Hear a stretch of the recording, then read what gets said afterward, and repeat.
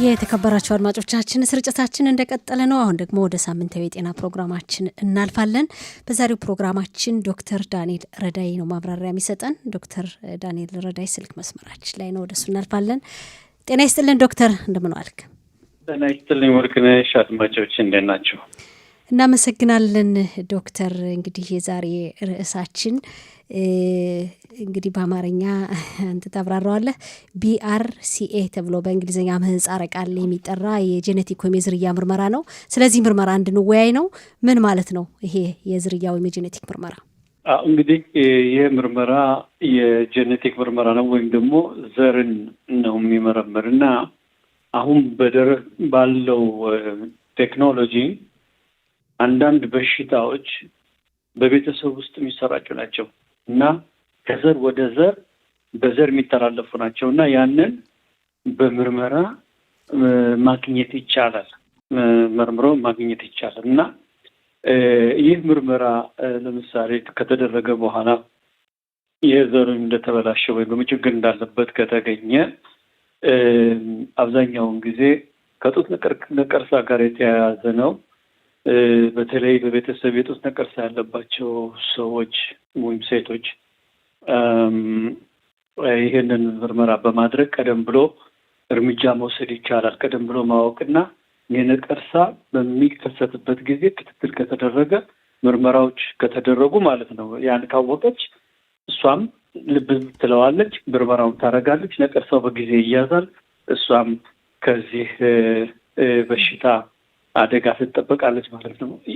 እንግዲህ ቀደም ብለን ይህ ምርመራ ያው በእስራኤል ሀገር ለአሽከናዚዎች ነው በመንግስት ክፍያ እንዲደረግ ተፈቅዶ የነበረ። ምክንያቱም በአሽከናዚዎች ሴቶች አብዛኛውን ጊዜ ከፍተኛ የጡት ነቀርሳ ስለሚገኝባቸው በእነሱ ህብረተሰብ በዛ ምክንያት ነው። አሁን ደግሞ አንዳንድ መረጃዎች እንደሚያመለክቱት በኢትዮጵያውያን አብዛኛውን ጊዜ ኢትዮጵያውያን የጡት ነቀርሳ በሚከሰትበት ጊዜ ተራጭቶ ወይም ደግሞ በከፍተኛ ሁኔታ ከደረሰ በኋላ ነው ነገሩ የሚታወቀው እና ከዚህ አንጻር መንግስት ለአሽከናዚዎች ብቻ ሳይሆን ለኢትዮጵያውያኖችም ይህ ምርመራ እንዲደረግ ብሎ ማስገባቱን በጣም አድንቄዋለሁ፣ በጣም ተቀብዬዋለሁ እና እዚህ ላይ ግን ዶክተር እዚህ ላይ ይህ ምርመራ ለኢትዮጵያኖች እንዲሆን ተብሎ የተወሰነበት ምክንያት ምንድን ነው? የአይነት እስካሁን ደስ ያላወቅነው አዲስ የሚታወቅ ነገር አለ በእኛ ማህበረሰብ ዘንድ? እንግዲህ ያው አሁን እንዳልኩት ነው። አብዛኛውን ጊዜ ኢትዮጵያውያን ቁጥሩ በትክክል እንደ አሽከናዚዎች የተያዘ ባይሆንም ነገር ግን ነቀርሳ በሚገኝበት ጊዜ አግሬሲቭ የሆነ ወይም ደግሞ ከፍተኛ ወይ በተሰራጨ ሁኔታ የሚገኝ እንደዚህ አይነት ሁኔታ ነው እየተከሰተ ያለው። ስለዚህ ዓላማው የዚህ ምርመራ ዓላማ ቀደም ብሎ ነገሮችን መርምሮ ማወቅ ስለሆነ ለምሳሌ የጡት ነቀርሳ በጊዜ ከተገኘ ማከም ይቻላል። ለምሳሌ ከ50 እስከ 75 ዓመት ያሉ ሴቶች በሙሉ በእስራኤል ሀገር በየ2 ዓመቱ ማሞግራፊ የሚባል ነገር አለ።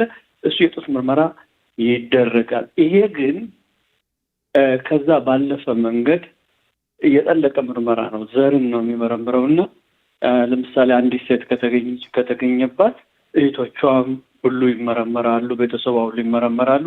በእነሱ ዘንድ ምናልባት ያነ ጂን ያነ ዘር የተበላሸው ዘር የጡት ነቀርሳ ለማምጣት የተዘጋጀ እንደዛ ከሆነ እነሱ ይጠነቀቃሉ፣ ያውቃሉ፣ ያንን እርምጃም ይወሰዳል ማለት ነው እና በጣም ጠቃሚ ምርመራ ነው። መንግስት ደግሞ ይሄ እንግዲህ ህዝብ ይኸውልህ ይሄን አሁን መንግስት ይህን አስቀመጠ። ነገር ግን ወደ ኩፓት ሆሊም ሄዶ ምርመራው ይሰጠኝ ማለት የማን ኃላፊነት ነው? የሴቶች ለእኛ ቤተሰብ ያለው ኢትዮጵያውያን ሴቶች እነሱ ሲጠይቁ ነው የሚሰጣቸው። ደግሞ እዚህ የምንነጋገረው ደግሞ ይሄን መረጃ እንዲኖራቸው ምንድን ነው ይሄ ምርመራ ባደርግ ስለራሴ ይሄ ነቀርሳ እስራኤል ሀገር እያንዳንዱ 1 ለ8 ነው። እያንዳንዱ 8 ሴቶች አንድ ሰው ነቀርሳ ታገኛለህ። የጡት ነቀርሳ ያለባት አንደኛ ነው በሴቶች መካከል እና በብዛት የሚታይ ነቀርሳ ነው። እንዲሁ ዝም ብሎ ማለት በብዛት የሚታይ ነቀርሳ ነው በሴቶች ላይ። ከስንት ዓመት ጀምሮ ያሉ ሴቶች ናቸው ይህንን ምርመራ ማድረግ ያለባቸው? እንደው ይሄ በዘር የሚወረሰው በሽታ ይሄ ካንሰር ብቻ ነው? ሌላም አለ በተመሳሳይ የሆነ እንደዚህ በምርመራ የሚለይ? BRCA የተባለው በቀጥተኛ ከጡት ነቀርሳ ጋር የተያያዘ ነው። ነገር ግን እሱ ላይ ችግር ካለ ለሌሎች ነቀርሳዎችም ግንኙነት አለው። ለምሳሌ ከአንጀት ነቀርሳ ጋር ወይም ከማህፀን ነቀርሳ ጋርም ግንኙነት አለው። ዋናው ግን በአንደኛ ደረጃ ከጡት ነቀርሳ ጋር ነው እና ማንኛውም አሁን ባለው ሁኔታ ማለት ነው ማንኛውም የኢትዮጵያዊ ሴት ወደ ኩባት ፖሊሜዳ ሮፌ ምሽባሃን ጠይቃ እንዴት ነው ማድረግ ፈልጋለሁ ካለች BRCA የሚባል ምርመራ ነው ማድረግ ትችላለች። ነፃ ነው፣ መንግስት የወሰነው ነው። ስለዚህ ሁሉ ነገር ክፍያው ሁሉ በመንግስት ነው የሚካሄደው ማለት ነው። አዎ ዶክተር እንግዲህ ሴቶች ያው ራሳቸው ያስፈልገኛል ብለው ጠይቀው ካልሆነ ምናልባት የቤተሰብ ሐኪሞች ላያስታውሱ ይችላሉ። ወይም ሴት ሮፌናሽም ወይም የቤተሰብ ሐኪሞች ምናልባት ካላስታወሱ ምን ማድረግ ነው የሚጠበቀው? በዚህ ሁኔታ አስቀድሞ መከላከል እየተቻለ በሽታው ተከሰተ በኋላ እንግዲህ ከባድ እንደሆነ ነው የምትነግረን ለመቆጣጠር ችግሩንና ምንድን ነው የሚጠበቀው?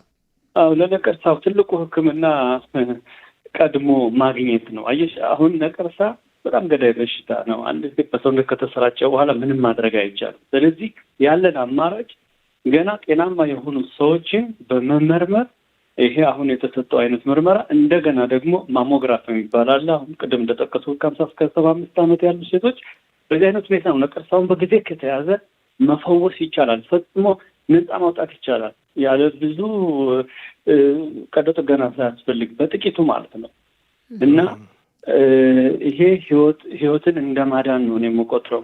ዶክተር እዚህ ላይ እንደው በእኛ ማህበረሰብ የተለመደ ነገር አለ። አንድ ነገር የመደበቁና ያው ችግሩ እስኪባባስ ድረስ ሌላ መንገድ ይፈለግና ችግሩ ሲባባስ ወደ ሕክምና የምንመጣበት ሁኔታ አለና ይሄ ደግሞ ጉዳት እያደረሰ ይባላል። አስቀድሞ ምርመራ ማድረጉ አስቀድሞ ከሐኪሞች ጋር መመካከሩ ብዙ ችግሮችን እንደሚያስቀር ትናገራላችሁና እንደው እዚህ ላይ ትንሽ የምትጨምረው ሀሳብ ካለ? አሁን እኛ በኢትዮጵያም ያው እንደለመድነው ሲያመን ነው ሲሰማኝ ነው ምናምን ካልተሰማኝ ደህና ነኝ ምናምን የሚባል ነገር አለ። ባደገ ሀገር ግን ነገሮች ወደዛ ደረጃ እስኪደርሱ ድረስ የሚጠበቅበት ሁኔታ አይደለም ያለ ነው። አሁን ያለንበት ሀገር በጣም የፈጠነ ሀገር ነው። ስለዚህ በሽተኛውም አዋቂ መሆን አለበት። አሁን ይህንን እውቀት እንደምንሰጠው ማለት ነው እንደዚህ ያሉትን እውቀቶች በመያዝ ሄዶ ከሐኪም ጋር ተነጋግሮ ነገሩን አጥንቶ ጠይቆ ይሰጠኝ ማለት ይሄ የበሽተኛው ኃላፊነት ነው። በሚጠይቅበት ጊዜ ይቀበላል። ካልጠየቀ ግን አይሰጡም እና አይሰጥም። ምክንያቱም እኛ ሲመጡ ነው የምናክማቸው። የሚፈልግ ሰው ነው እንጂ ላልመጣ ሰው አንልም። አሁን በራዲዮ ስንነጋገር እንዲሁ ለህዝብ ነው እና መጠበቅ አያስፈልግም። ብዙ ነገሮች ስኳርም ሆነ የደም ግፊትም ምን ሆነ እነዚህ ነገሮች ሁሉ ምንም አይነት ስሜት አይሰጡም መጀመሪያ ላይ እና መጠበቅ አያስፈልግም። ሄዶ መመርመር ልምድ መሆን አለበት። እኔ አንዳንድ ጊዜ ነው በሽታ አንተ የግድ ወደ አንዳንድ ጊዜ ዶክተር እኮ ብዙ ጊዜ አላየሁም ምናምን ይሉኛል እና ምንም በሽተኛ መታመም የለብም የግዴታ። በአመት አንድ ጊዜ ከዶክተር ሐኪም ጋር ሄዶ ሁኔታ እንዴት ነው እስቲ ምን አለ እንደው ለካኝ እየኝ ማለት እንደ ልምድ መሆን አለበት። አንዳንድ ነገሮችን ደግሞ የሚመለከቱት ነገሮች ሴቶች ከሆነ አሁን በተነጋገር ነው ሌላውም እያንዳንዱ በሚመለከተው ራሳችንን ሁልጊዜ ቼክ እያደረግን ከሐኪም ጋር ጤናችን የመጠበቅ የኛ ኃላፊነት ነው። ይህ ሁሉ ግን ከበሽተኛው እና ከዶክተሩ ጋር ጥሩ ግንኙነት እንዲፈጠር ያስፈልጋል። እንደው ዶክተር አሁን የጤና ጥበቃ ጽሕፈት ቤት ይህን ያህል ትኩረት ከሰጠው መንግስትን በጀት ከመደበለት ለምርመራው መቼም የሆነ ነገር መገመት ይቻላል። እንግዲህ ሁኔታው ቀላል እንዳልሆነ መገመት ቢቻልም ምርመራ ካደረጉት ሰዎች መካከል እንደው የተወሰነ በቂ ሰው ምርመራ አድርጎ ከሆነ ያለው ግኝት መረጃ አለ? ገና ነው። አሁን ገና አዲስ የመጣ ነገር ነው። አብዛኛውን ጊዜ ኢትዮጵያውያን እንደዚህ ያለ ልምድ የላቸውም። አሁን እየተነጋገር ነው ያለው ማለት ነው። ሄዶ የመመርመር አሽከናዚዎች እነዚህ በደንብ የተማሩ ናቸው፣ ያውቃሉ ነገሮችን። ሲመጡም የሚጠይቁትን በስነ ስርዓት ያውቃሉ። እኔ አይደለም እንትን ብላቸው መጥተው የሚጠይቁኝ እነሱ ናቸው። እንደዚህ ያለ ነገር ሰምተናል፣ እንደዚህ ያለ ነገር እንዳላውቀ ምን ትለኛለህ ብለው ይመጣሉ። በዛ ጉዳይ ነገሩን አሰፋለሁ እና በእኛ ህብረተሰብ የተለመደ አይደለም። አሁን እንግዲህ ከአሁን በኋላ ምናልባት አሁን አዲስ ጀኔሬሽንም እየመጣ ስለሆነ ይሄ አዲሱ ትውልድም ያው እስራኤላዊ ናቸው እነዚህ እና ከነሱ ደግሞ ምናልባት ምርመራ በሚያደርጉበት ጊዜ የሚገኝ ነገር ውጤት ካለ ማለት ነው ከዛ በኋላ ነግራብሪዎች ነገሮችን ያወጣ ይሆናል እና ይሄ ነገር ነው ጥሩ ነገር ነው። አንዳንድ ሰዎች ከዚህ በስተጀርባ ምን አለ ምንድን ነው ምን ሊያደርጉን ነው ምናምን ለዛ የሚባል ነገር የለም። ይሄ ትልቅ ባጀት አውጥቶ መንግስት ነገሩን አይቶ እዚህ ላይ በእነዚህ ህብረተሰቦች ላይ እንደዚህ ያለ ጉዳት እያየን ነው እና እስኪ ይሄን ምርመራ ደግሞ እኛ ከፍለን እነሱ ያደርጉና ምናልባት የእነሱን ሁኔታ ይሄንን ምክንያቱም ይሄ ነቀርሳ በጊዜ ከተያዘ የሚፈወስ ነቀርሳ ስለሆነ ነው ይሄን ያደረገ። ምርመራዎችን ከማድረጉ የሐኪምን ምክርና የሚሰጠውን ነገር ከመከታተል ባሻገር ለበሽታዎች እንደዚህ በዘርም ለሚመጡም በዘር ለማይመጡም ያኗኗር ዘያችን የኑሯችን ሁኔታ ራሱን የቻለ ለጤንነታችን አስተዋጽኦ የሚያደርግበት ሁኔታ አለ ወይ? ያኗኗር ሁኔታ ለምሳሌ ስፖርት የመስራትም ሊሆን ይችላል፣ የአመጋገብ ሁኔታም ሊኖር ይችላል። ማለት በጤና የሚሰጠንን እንክብካቤው ብቻ ሳይሆን ለምሳሌ በተጓዳኝ ክኒኑን እንወስዳለን፣ ሌላ ነገር ግን የምንፈጽመው ተጽዕኖ ይኖረዋል ለማለት ነው። እውነት ነው። ዋናው ነገር አሁን ትልቁ ችግር ያው አመጋገብ ላይ እንደገና ደግሞ የሰውነት እንቅስቃሴ እነዚህ ነገሮች በጣም ወሳኝ ናቸው። አሁን ተቀምጦ የሚውል ሰው እኔ ራሴ አሁን ኦፊስ ነው ተቀምጬ የምውለው። ማታ ግን በሳምንት 3 ጊዜ እሄዳለሁ። ወፈደር ኮሽተር አለ ይሙናል እዛ ሄጄ መሮጥ አለብኝ፣ መሄድ አለብኝ እና ኤክሰርሳይዝ ማድረግ አለብኝ። እንደዚህ ያለ ልምድ መኖር አለበት። ያለበለዚያ ጤናችን ሊጠበቅ አይችልም። በትክክል እንወፍር ይሆናል። ምን በላውን ደግሞ መለየት አለብን። የሚያወፍሩ ነገሮች ብዙ እንደዚህ ስጋ ነክ የሆኑ ነገሮች ወይም ደግሞ አላደል ጣፋጭ ነገር የሚወዱ ሰዎች ወይም ደግሞ ከገደብ የወጣ አመጋገብ አይነት ነገር እነዚህ ነገሮች ወሳኝ ናቸው። መቼም ሁላችንም ገንዘብ እንኳን ከፍለን ሆቴል ሄደን እንኳን እንበላለን አይደለም እንዴ? ምግብ ህይወታችን ነው፣ ምንም ማድረግ አይቻልም። ህይወታችን ነው። ግን በምን አይነት ሁኔታ ነው ባላንስ አድርገን አንደኛ ህይወታችን ጠብቀን የቤተሰብንም የሁሉንም ነገር በጥሩ ሁኔታ እየኖርን ገደብ እንትን ሳይል አላደል እኔ ልጅ እያለሁ ምግብ ምንም አይነት ችግር አያመጣም የሚል አስተሳሰብ ነበረኝ እና ምግብ እንዴት ወደ ጉዳት ሊያመጣ ይችላል የሚል አስተሳሰብ እንደዚህ ያለ አስተሳሰብ የሚኖሩ ሰዎች ይኖራል። ምግብ ከመጠን ካለፈ ይጎዳል እና ይሄን ራሱ በጥንቃቄ ነው የምንመገበው። ፍራፍሬዎችን፣ ቅጠላቅጠሎችን በመጨማመር እንቅስቃሴ በማድረግ እና አርቆ ማሰብ ያስፈልጋል። ምርመራዎችን በየጊዜው ከሐኪም ጋር በጥሩ ሁኔታ ከሐኪም ጋር ጥሩ ግንኙነት ሊኖር ይገባል።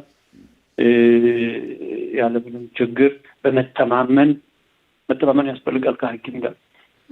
እምነት ከሌለ መተማመን ከሌለ መተባበር ከሌለ በስነ ስርዓት አውርቶ ሰውየውም እኔም እኮ ሰዎች ይመጣሉ አክብረው ነው የሚመጡ።